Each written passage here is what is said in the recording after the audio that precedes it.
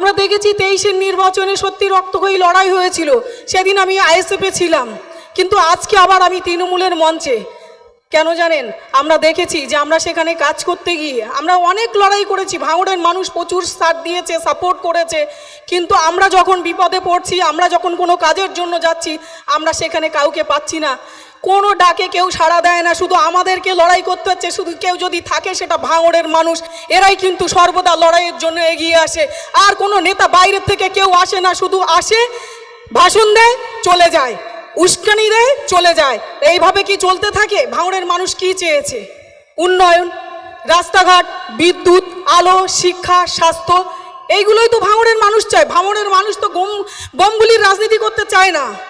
কিন্তু 23-এর নির্বাচনে সত্যি খুব অত্যন্ত দুঃখ লাগে যেটা ঘটে গেছে আমাদের ভাঙড়েরই কয়েকটা ভাই, সে তৃণমূল কংগ্রেস থেকে হোক আর আইএসএফ থেকে হোক, তাদের প্রাণটা চলে গেল। এর জন্য সত্যি আমাদের দুঃখ লাগে, বহুত কষ্ট হয়।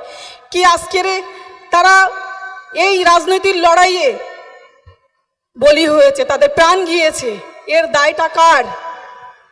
এর দায়টা কার বলুন? ভাঙড়ের মানুষকে ভাবতে হবে, বিচার করতে হবে।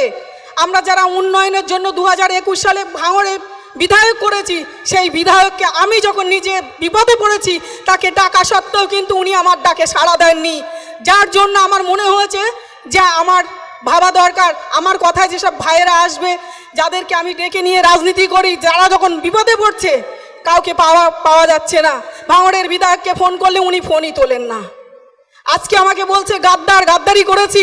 আমি এই মঞ্চে দাঁড়িয়ে বলছি আমি দল পরিবর্তন করার জন্য নানান রকমের কথা বলছে, যে ও টাকা পেয়েছে, পদ পেয়েছে, গাড়ি পেয়েছে, বাড়ি পেয়েছে। আজ অন স্টেজে আমাদের সহকারদা আছে, আমি বলছি কেউ যদি 10 টাকা প্রমাণ করতে পারে যে আমি নিয়েছি দল পরিবর্তন করার জন্য, আমি রাজনীতি ছেড়ে দেবো।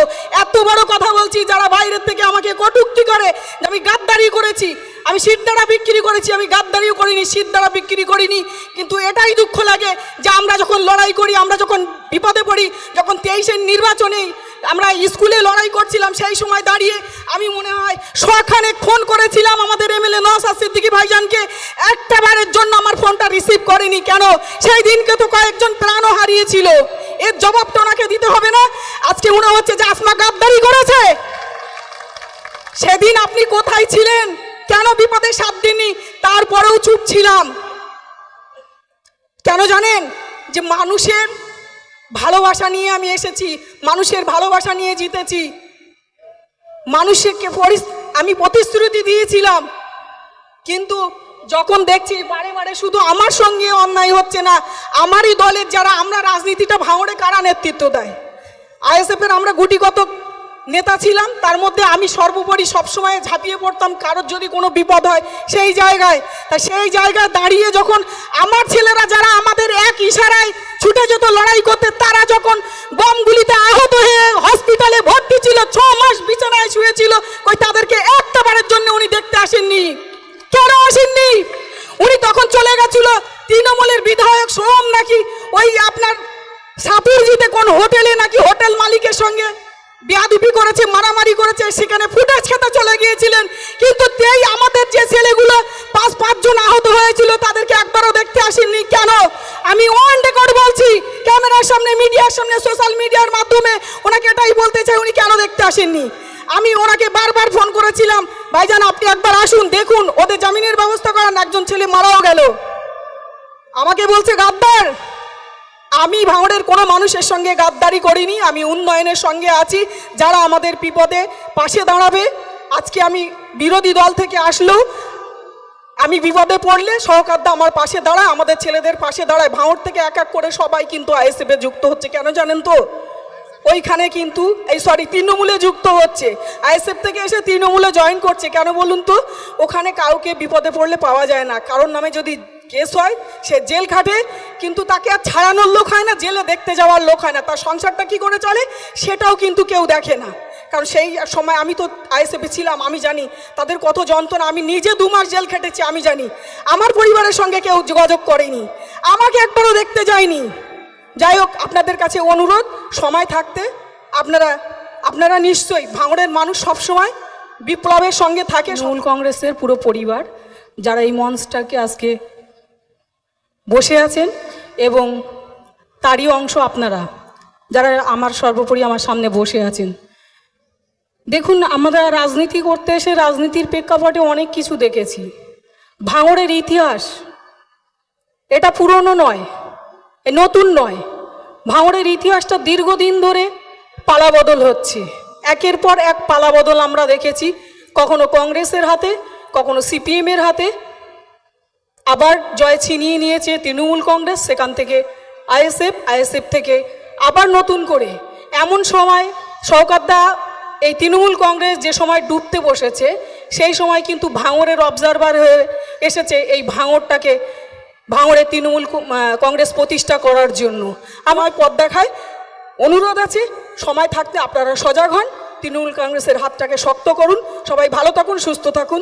জয় হিন্দ, বন্দে মাতারাম, তৃণমূল কংগ্রেস জিন্দাবাদ, মমতা ব্যানার্জি জিন্দাবাদ, অভিষেক ব্যানার্জি জিন্দাবাদ, আমাদের অভিভাবক শওকতদা জিন্দাবাদ।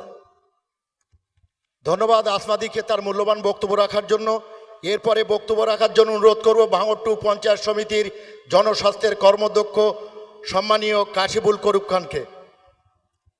উপস্থিত আজকের সভা সভাপতি, আমাদের ভাঙড় 2 নম্বর ব্লক তৃণমূল কংগ্রেসের কনভেনার শিক্ষার কর্মাধ্যক্ষ মাননীয় আব্দুর রহিম সাহেব, আমাদের মধ্যে উপস্থিত লিডার রহিমদা, মঞ্চে উপস্থিত আছেন আমাদের ভাঙড়ের অবজারভার এবং ক্যানিং পূর্বের বিধায়ক মাননীয় শওকত মোল্লা মহাশয়, উপস্থিত আছেন আমার জেলা পরিষদের কর্মাধ্যক্ষ বারুল ইসলাম, উপস্থিত আছেন আমাদের পিন্টুদা থেকে শুরু করে মমিনুলদা, প্রদীপদা, কাশিফুলদা, অনিতাদি, আহসান ভাই, খয়রুল ভাই, আরও অল নেতৃত্ব। এটা আমাদের একটা, আমরা দেখেছি 23-এর নির্বাচনে সত্যি রক্তক্ষয়ী লড়াই হয়েছিল। সেদিন আমি আইএসএফে ছিলাম, কিন্তু আজকে আবার আমি তৃণমূলের মঞ্চে। কেন জানেন? আমরা দেখেছি যে আমরা সেখানে কাজ করতে গিয়ে আমরা অনেক লড়াই করেছি, ভাঙড়ের মানুষ প্রচুর সাথ দিয়েছে, সাপোর্ট করেছে, কিন্তু আমরা যখন বিপদে পড়ছি, আমরা যখন কোনো কাজের জন্য যাচ্ছি, আমরা সেখানে কাউকে পাচ্ছি না, কোনো ডাকে কেউ সাড়া দেয় না, শুধু আমাদেরকে লড়াই করতে হচ্ছে। শুধু কেউ যদি থাকে সেটা ভাঙড়ের মানুষ, এরাই কিন্তু সর্বদা লড়াইয়ের জন্য এগিয়ে আসে। আর কোনো নেতা বাইরের থেকে কেউ আসে না, শুধু আসে, ভাষণ দেয়, চলে যায়, উস্কানি দেয়, চলে যায়। এইভাবে কি চলতে থাকে? ভাঙড়ের মানুষ কি চেয়েছে? উন্নয়ন, রাস্তাঘাট, বিদ্যুৎ, আলো, শিক্ষা, স্বাস্থ্য, এইগুলোই তো ভাঙড়ের মানুষ চায়। ভাঙড়ের মানুষ তো বোমগুলির রাজনীতি করতে চায় না। কিন্তু 23-এর নির্বাচনে সত্যি খুব অত্যন্ত দুঃখ লাগে যেটা ঘটে গেছে। আমাদের ভাঙড়েরই কয়েকটা ভাই, সে তৃণমূল কংগ্রেস থেকে হোক আর আইএসএফ থেকে হোক, তাদের প্রাণটা চলে গেল। এর জন্য সত্যি আমাদের দুঃখ লাগে, বহুত কষ্ট হয়। কি আজকের তারা এই রাজনীতির লড়াইয়ে বলি হয়েছে, তাদের প্রাণ গিয়েছে, এর দায়টা